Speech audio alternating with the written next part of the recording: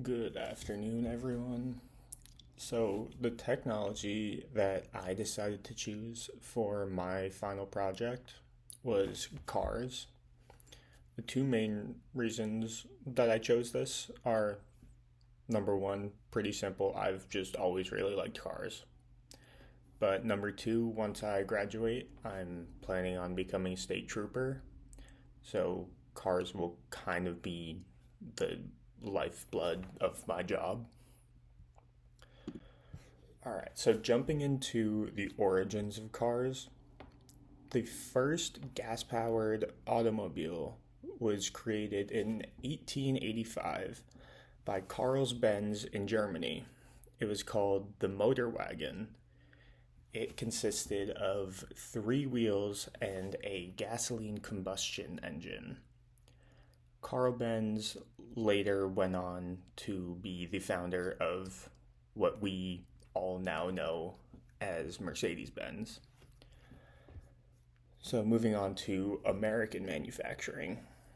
So, Henry Ford began to he began the mass production of the Model T, which was the first widely produced car in the United States, and this began in 1908.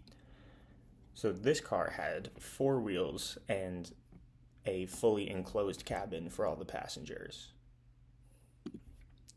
So if we are to look at some of the key features in a lot of our cars, we see probably the three most, well, seatbelt and engine are probably the two most important ones, and in case of an accident, airbag has to come next. So seatbelts were only introduced in the early 50s, and it was just a belt that went across your lap. The 3-point seatbelt that we all see in our cars now was introduced in 1959. The Model T, when looking at engines, the Model T, which was the first car that Henry Ford mass produced, had its engine had 20 horsepower. Nowadays, when looking at the Toyota RAV4, which was the most popular car in the United States in 2024, it's one of the honestly weaker cars, and it has 320 horsepower, which is a massive difference. All of our cars have airbags because that's just a safety protocol. But they weren't introduced until the early 70s, and they only became mandatory in cars in 1998. Now moving on to the social impact of cars. In the Handbook of Science and Technology Studies, which was one of our course readings, the authors spoke about how bad gas cars are for the environment. And it's really true. We've seen a rise of electric cars mostly because of this fact. The fossil fuels have played a huge role in the climate change that we see every day. Another huge social impact is disability pricing. I'm sure we've all seen the minivans that are made to be wheelchair accessible, but what we don't think about is the cost of these. They, on the low end, are roughly around $60,000, which is extremely expensive for a car. There is also a way for people without control of their legs to be able to drive, and that is with hand controls, but those cost hundreds of dollars to install. Now, moving on to ethical and cultural issues, it's unfortunately kind of common practice for many major automotive companies to not exactly be honest about defects of their cars, and these can really lead to injuries or even death of the users.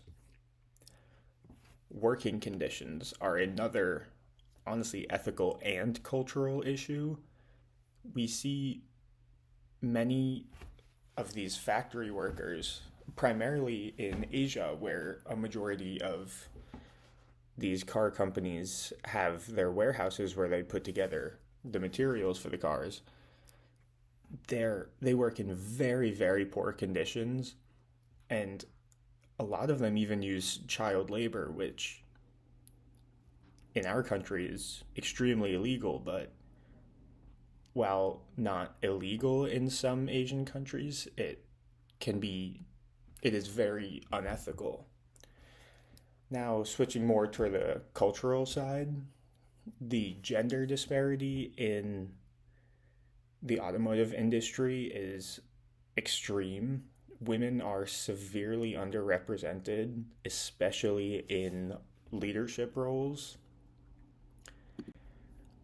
And then we take a look at artificial intelligence, which has become a huge talking point in the world we live in today.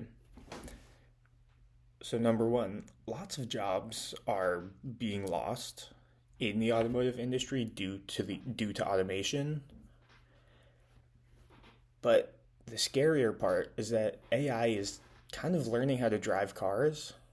Tesla has some features that can allow the car to self-drive, which is terrifying. And in a comedic essay that was also it was an optional class reading, the authors had one section about